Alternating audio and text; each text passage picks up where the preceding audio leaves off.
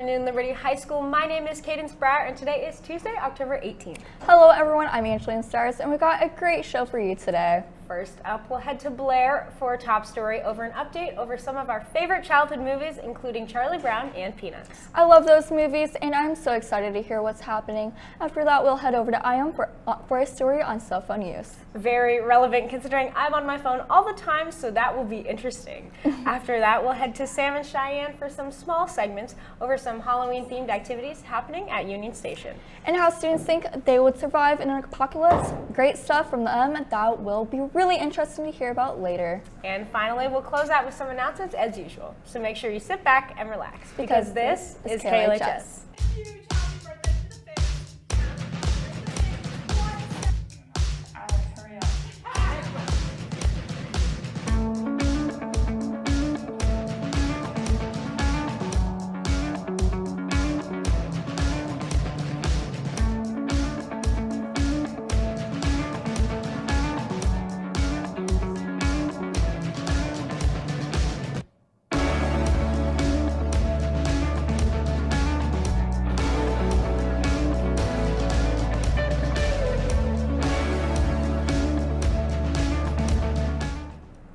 You know, Cadence, with the fall season in full swing, I am super excited to watch some fall-themed movies. Oh my goodness, yes. My all-time favorite is the Charlie Brown series. Yes, those bring back so many memories. I actually heard that Blair is talking about that today in her top story. Let's head to Blair for more.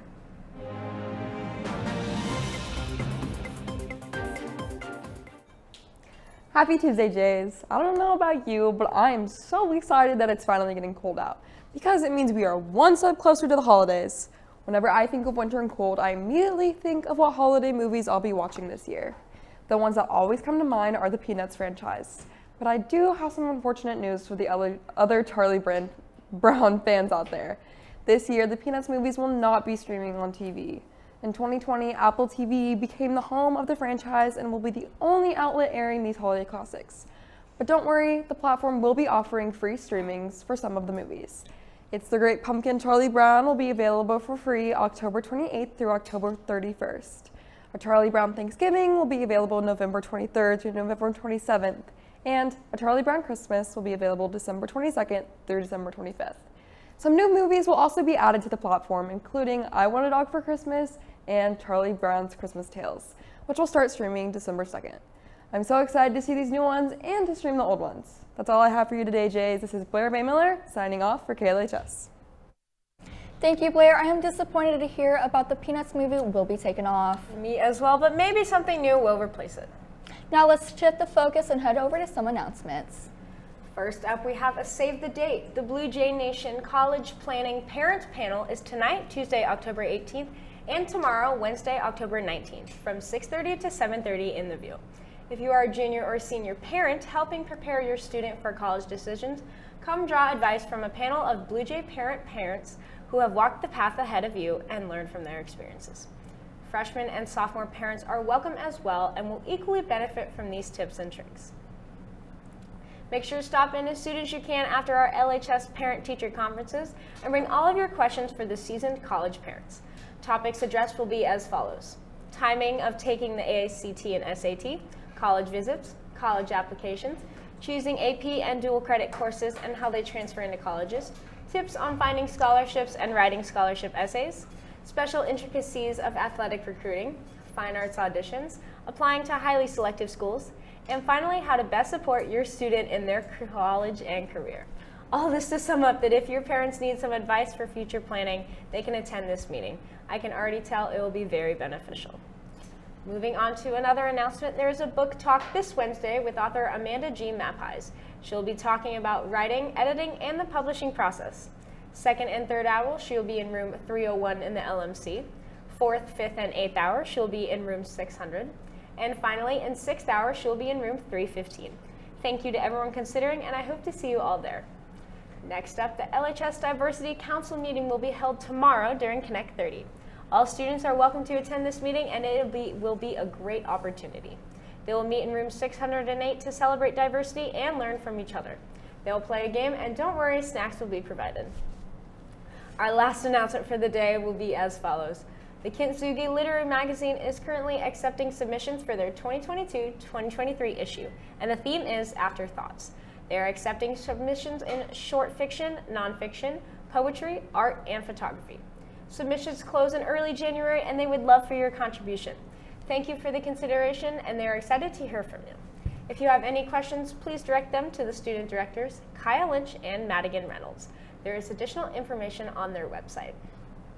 That is all the announcements we have to cover today. Amazing opportunities there, Blue Jays, and make sure not to miss out. I totally agree, Angeline. Moving on, we have a story coming up that is very relevant to all of us, especially right now. Oh yeah, what's that, Cadence? IOM is giving us a more in-depth look on the amount of phone use here at LHS. Oh boy, I am not the best of getting off my screen, but let me tell you, I'm excited to hear more. Take it away, IOM. Today, students are constantly online. At LHS, cell phones are a factor of everyday life, nearly making it a priority. Yeah, I think definitely using a phone could take away how much you're focusing in class, especially if a teacher's lecturing or talking about something, or just your attention towards an assignment if it's time to work in class. I think definitely if you have something to do, probably put the phone away, I guess. Many teachers at LHS feel that students are moving away from the primary focus of school because of their devices. There are just so many different things going on in teenagers' minds. I think they've got the social things going on, and I think cell phones keep that at the forefront of a teenager's mind instead of being able to concentrate on the different classes they need to be in. Exceptions to phone use for me, of course, if you need to call somebody or give some kind of important message to a parent or friends, maybe somebody giving you a ride. Or I guess if you have really nothing to do, like you have everything done, at least for me personally, that's when I like to use my phone, is when there's nothing to do. According to Common Sense Media, 72% of teens feel the need to immediately respond to text, social networking messages, and other notifications. And 78% of teens check their devices at least hourly. It is my job to make sure all kids are learning. So if they don't learn, now I have to maybe do it again and again, and it takes time away from me. It takes time away from my family at home. And so it's really frustrating to teachers because we don't have all the time in the world to donate to a child that's being distracted in class. Hopefully, phone use will decrease and a solution will be found. From KLHS, I'm Iam Tong. Thank you, Iam. You had a lot of great facts there, and hopefully I can put my phone down a little bit more. Me as well. Our next segment is a little more on the probably won't happen, but very interesting to think about side. I don't think anyone will guess it. If I were in an apocalypse, I think I'd survive by hiding in a shed. Very weird thought, Angeline, but totally goes along with our next segment. Sam is covering a segment on how LHS students would survive if there was an apocalypse. Let's cut to it. What's going on, Jace? This is Sam Bruce from reporting for KLHS. The chances of an apocalypse happening are low, but it's never zero. Let's see what our LHS Jays would do to survive the apocalypse. I'd probably make sure I had enough food and water, and make sure I had a weapon with me in case someone tries to hurt me, and maybe go in a bunker or something so that I can stay safe. I think I have absolutely no chance of surviving, so I would just accept my fate and give up. I would get a group of friends and then go find a mall and then barricade all the doors and windows and just live there, basically. Okay, so I would just immediately grab my bag, grab my things, and I would go into a silent classroom and start silently manifesting that when I come out of the classroom, everything will be gone, but I will still be there. So I would survive and it would all be okay because I would manifest my way out. first, I cut my hair, get trimmed up, go rob the stores, you know, and then find a bunker and just lay down and, you know, chill on my phone. Just go around, you know. Yeah, so I'd probably get one of the school buses from the school, drive it to a McDonald's. Then I could get, there's like adult Happy Meals now, and I want some of those toys. And that wouldn't really help me survive very much, but I do kind of want those adult Happy Meals. It's pretty evident that some of our Jays have a better chance at surviving than the others. From KLHS, this has been Sam Brusvin, signing out. Thank you, Sam. Some very interesting thoughts from LHS students, and I hope you guys do survive. Our show is almost finished, but before we go, can everyone please stand for the pledge? I pledge allegiance to the flag of the United States of America and to the republic for which it stands, one nation, under God, indivisible, with liberty and justice for all.